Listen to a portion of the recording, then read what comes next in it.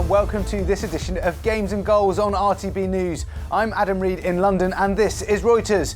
Coming up on the programme. Real Madrid make their 7th consecutive Champions League semi-final, but it's a win not without controversy. They thought it was all over, but another defeat for Chelsea opened the door for Tottenham in the Premier League title race. And the Seagulls are flying high. Brighton are promoted and will play in England's top division for the first time in over 3 decades. All that to come, but first, Cristiano Ronaldo took his Champions League goals tally to 100 as Real Madrid overcame Bayern Munich in controversial circumstances to book their place in a 7th successive Champions League semi-final. The tie was level on aggregate and heading to extra time when referee Victor Casais sent off Bayern's Arturo Vidal for a second yellow card. The decision seemed harsh at the time, with the Chilean appearing to take the ball first. Cristiano Ronaldo then put Real back in front, but officials seemed to get another decision wrong, replays showing he was offside. Bayern were really struggling after that, conceding twice more in extra time, including that landmark goal for Ronaldo. After the game, though, both managers gave their views on the standard of refereeing. Después hay las decisiones. The referee's decisions affected us a lot, honestly, because Arturo's card was not a card, and then the 2 goals of Cristiano were offside, so of course we are not happy about this. I think that in the quarter-finals you must use a referee with more quality. I think UEFA is now trying, but I think it's time to install video technology, because there are too many mistakes. In this period, there are too many mistakes. En este periodo hay demasiados errores. I think the referee's job is very, very difficult, and if they favour us or affect us, I will never say anything. I won't do it. They've told me as well that their second goal was offside too, so at the end, one on my side, one against my side. That's what football is. Besides the card, the second card, or the goals that were offside, we scored 6 times in 2 matches, so we deserve to win the tie.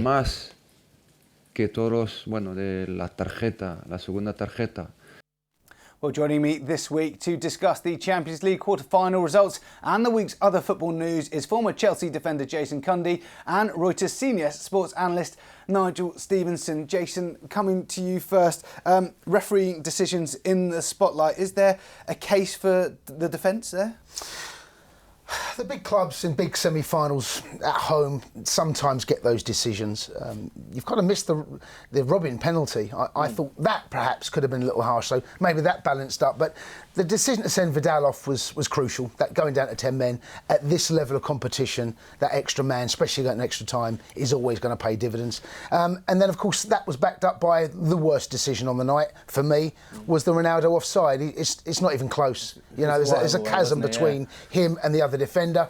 And it's been bad luck because at that point, I felt Bayern were going through. They were the more, I felt, positive side. They were in control of the tempo of the game, and they had Real Madrid right there where they wanted them, bearing in mind an away goal would have meant probably curtains for Real. So, Nigel, Jason highlighting yet another incident there. Ancelotti mentioned it himself, video technology. Is this just fuel on the fire for that to come in sooner rather than later? Well, of course it is. It hasn't ruined any other... The point is that when it comes down to crucial games like this, and when you're having a World Cup or a European Championship, it is crucial. People's careers are made and broken on that. And Ancelotti knows that his career at Bayern Munich has already had a mark down against him because he's going to walk the Bundesliga again. But it's the Champions League he was brought in to win because Guardiola didn't do it, and he feels hard done by. So if you can get rid of that, if they were beaten fair and square, he wouldn't be complaining. Bring it on. It hasn't ruined rugby, it hasn't ruined cricket, it hasn't ruined all the other sports, tennis that it's been brought into. Get on with it. Football generally drags its feet slightly longer than others, yeah. Jason, Ancelotti was part of Real Madrid's success. They're now in their 7th successive Champions League semi-final. What do you put that consistency down to? I mean, is it as simple as just one man? He is exceptional. Probably the best striker I've ever seen. His finishing is remarkable. I mean, even if he's offside, left foot, right foot, headers, he is, without question, magnificent. See some of the numbers here. His numbers are remarkable. I mean, he drags them through. Listen, they've got good players around him, make no mistake. And in Ramos at the back, I know he scored an own goal, but he's an absolute leader and a real talismanic figure, organisational skills. But this is a side that craves this. This is their biggest competition. You know, they view this as the number one target every time they go into a season. And listen, they've got the best player, one of the best players in the world. His goals, his stats, you look at that, they're remarkable. And also, they sometimes get the rub of the green on some of those decisions. So, it doesn't surprise me. But Spanish football certainly is right up there again. And English football, as you mentioned, dragging your feet in decisions behind. He's definitely a man for the big occasions. Well, as for the rest of the Champions League this week, and it's the end of the adventure for Leicester City after they failed to make it past Atletico Madrid, despite a spirited display in the second leg at the King Power. Well, Leicester could only draw on the night with the Spanish side, meaning they went out 2-1 on aggregate. There was no dramatic comeback this time from Barcelona, as well as Juventus put in a very professional performance to make it to the semi-finals. And just a week on after the attack on Borussia Dortmund's team bus ahead of the first leg, the Germans lost 3-1 on the night in Monaco and 6-3 on aggregate. Leicester's result as well means it's the end of English representation in the competition for this season, but manager Craig Shakespeare is looking on the bright side. Disappointment obviously to go out, but immensely proud of the performance tonight, and I thought we ran an excellent team in Madrid.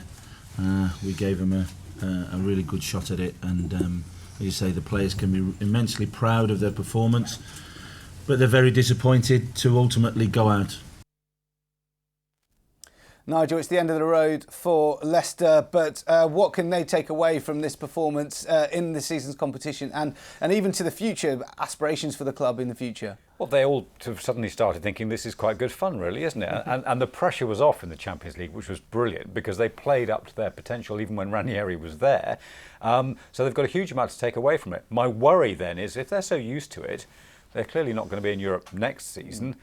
Are they going to want to, or are they going to have to leave individually to find Champions League football elsewhere?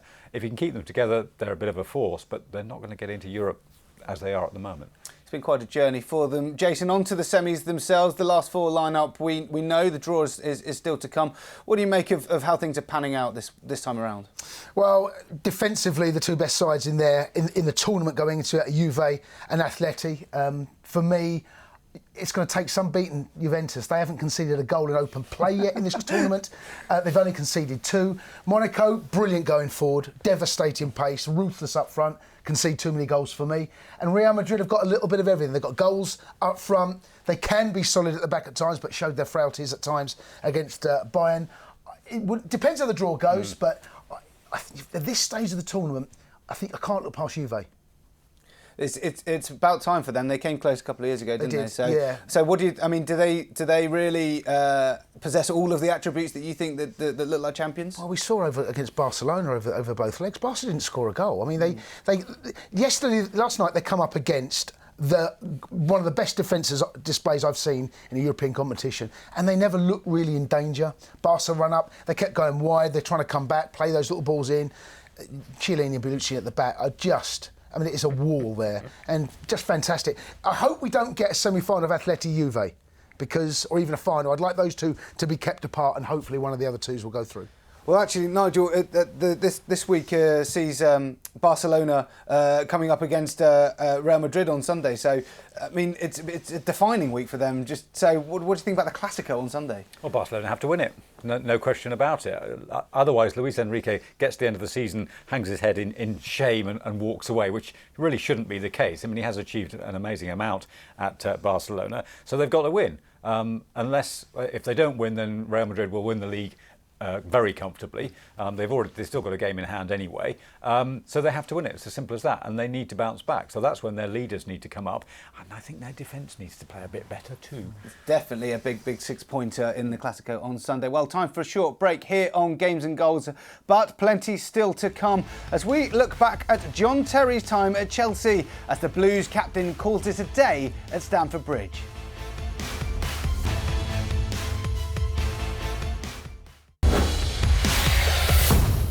Well, just a couple of weeks ago, Chelsea looked like Premier League champions in the making with a 12-point lead at the top of the table. But a second defeat in 4 has opened the door for Tottenham, who are now just 4 points behind. Spurs are on a run of 6 wins in a row and have been closing in at the top. It was Jose Mourinho who came back to hurt his former side on Sunday, convincingly winning 2-0 at Old Trafford. Antonio Conte took full responsibility for the result though, and now rates Chelsea's chances of winning the title at just 50%.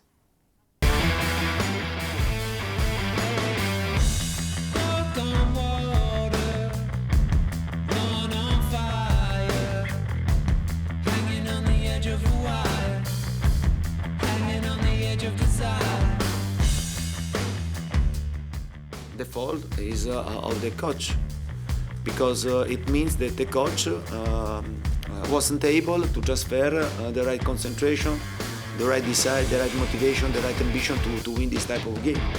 Staring at the finish line, waiting for the beat to take over, searching for the burning light. I think it was a special performance because it's also a special opponent. The leader, the way they play, and I think we played really well. Very solid performance. Against Crystal Palace, I think we didn't deserve to lose the game. Instead today, I think we deserve to lose the game. Let your soul into your body, let adrenaline go.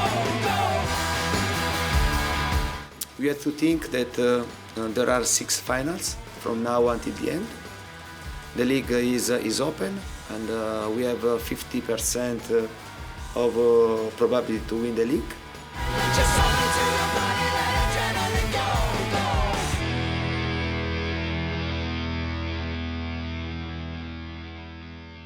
Jason, it's starting to get a little bit interesting. How much of a stutter are your former club Chelsea actually having at the moment, though? Well, they've not been playing particularly well. The best they've played recently was against Crystal Palace, and they lost that game. Weren't brilliant against Manchester City. Played well for the first 45 against Bournemouth, managed to get the points. Losing at Old Trafford is no disgrace. That was their best performance I've seen in many months for Manchester United. But Chelsea are in control of this. I don't believe what he says there at 50%. Mm-hmm. Chelsea got a 4-point lead with 6 games to go, and all the games at home are now very, very comfortable. If Chelsea win those games at home, they've got to drop points in 2 games. It's as simple as that. Of course, everyone's looking at Everton, potentially could drop points there. West Brom look like their season has ground to a halt. If Chelsea don't win it from here, they don't deserve it, quite frankly, because Spurs have got a much tougher running. Now, Nigel, we've just seen having a look at Chelsea's run in there. We'll have a look at Tottenham's in a minute. Whose would you prefer then, based on even what Jason just said? Oh, Chelsea's, absolutely, because you've just gone through it. Apart from Everton away, everyone else is either already relegated or not interested, including my own club, West Brom. You've got Watford, Sunderland, Middlesbrough, really not, in theory, too difficult. You look at Tottenham, they've got to play Chelsea in the FA Cup, which I think is actually pivotal as well. We'll come on to that. Yeah. But in terms of psychology, but Tottenham have still got to play Arsenal, and they've got to play Man United as well as Leicester, Hull, and West Ham. West Ham's on a Friday night as well. And West Ham have still got business to do. They've got. I mean, they're pretty much safe, but they still want to prove something. 3 London derbies going into that Man United game as well. That's exactly. You can even make a case for Hull at home. Oscar Garcia doesn't lose at home, does he? That's lost in 4 years on. And it may be that last game that they've got far more at stake, because they might have 1 point or something over Swansea or not. That'll be they won't be going down without fighting. So I think Tottenham's run-in is much, much harder. It's definitely exciting. Jason, the managers, there's hints of mind games coming in at the moment. What you said about Conte with his 50%, Pochettino saying that he's building the side the right way. I mean, what do you make of their approaches, the way it's all boiling up? Spurs have been brilliant over the last 2 years. If you collated the last 2 Premier League titles over the last 24 months, that obviously have both sides winning, Spurs are leading this table by over 10 points. Wow. So it tells you where they're at right now. They finished 3rd last year, should have finished 2nd, but finished 3rd. They're a good team. They've got everything right through that spine. Lloris, Alderweireld, they've got Wanyama in there, Dyer, Ali, Kane. It's a brilliant, brilliant spine. But they're 4 points behind, and they're running out of games. And it's making it interesting, but from here, I just think Chelsea will get over the line. Suddenly out of nowhere, it's got very, very interesting. Well, staying with Chelsea for a moment more. After more than 2 decades at the club, John Terry has announced he will leave Chelsea at the end of the season. The 36-year-old says he wants to continue playing, but realises opportunities at Stamford Bridge will be limited. The defender joined the club as a 14-year-old, believe it or not, and has gone on to become Chelsea's most decorated player.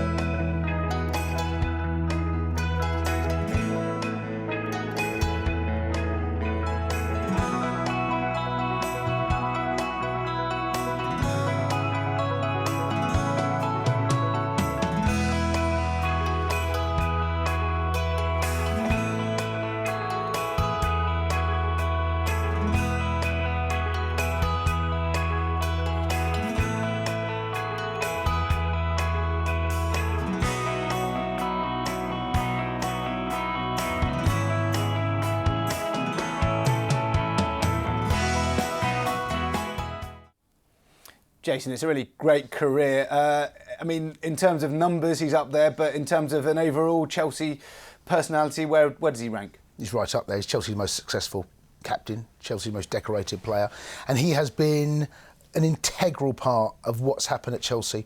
I know Roman Abramovich's money has come in and obviously made things easier, but you cannot take away what he has done. You look at the Chelsea team right now. Chelsea are going through a bit of a sticky period. Who are the leaders in that team right now? There aren't many. I mean, you look at Cahill.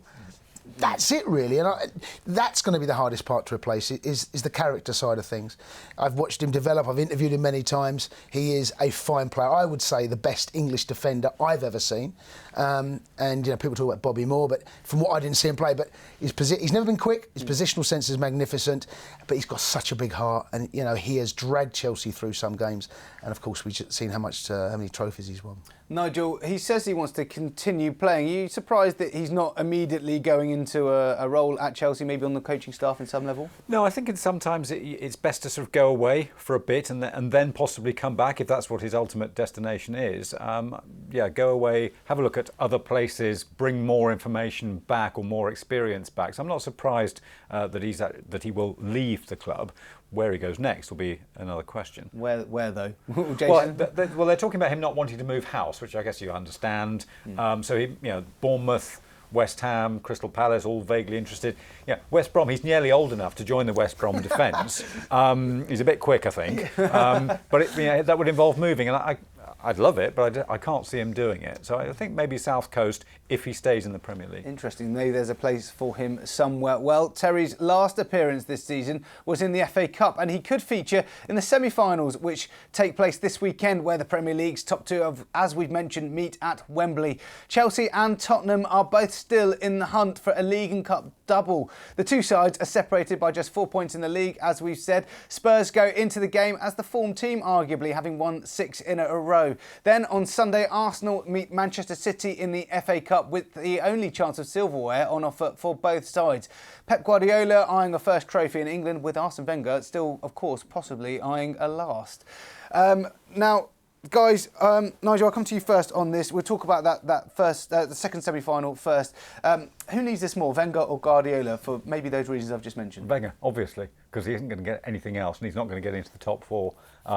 If he doesn't get some form of result at the end of this season, I don't see how he can justify his call about staying on for 2 more years, which looks pretty much nailed on now. Without the FA Cup, I can't see him really justifying it. And Jason, you've probably got a foot in both camps here on some level. Well, you have a smaller Spurs cap maybe than a Tottenham, than a Chelsea cap, big Chelsea cap. Yeah. But it's very interesting though. These teams are top of the table, and they didn't think they'd be seeing each other, look each other in the eye, and now this one's got a bit more to it as well. It has indeed. It'll be fascinating to see how Spurs cope with Wembley, because we know how difficult they've approached those games in both the Champions League and the Europa League. Is there a hangover from that? That'll be fascinating. Chelsea go into these games generally big characters. We spoke about John Terry and what he's done. I've seen Chelsea turn up at Wembley and roll teams over because they're used to that stage. But this Spurs side right now, I think they're going to it favourites. They're on a great run. They look comfortable. They look scoring goals, creating chances all over the pitch, keeping clean sheets. So I'd have them as favourites, but it will be interesting to see how they deal with Wembley. Wonderful timing of this match. Very interesting indeed. Now, still to come on Games and Goals, we turn our attention to sides trying to break into the Premier League and join the party on the South Coast as Brighton take one of the slots in the top division for next season.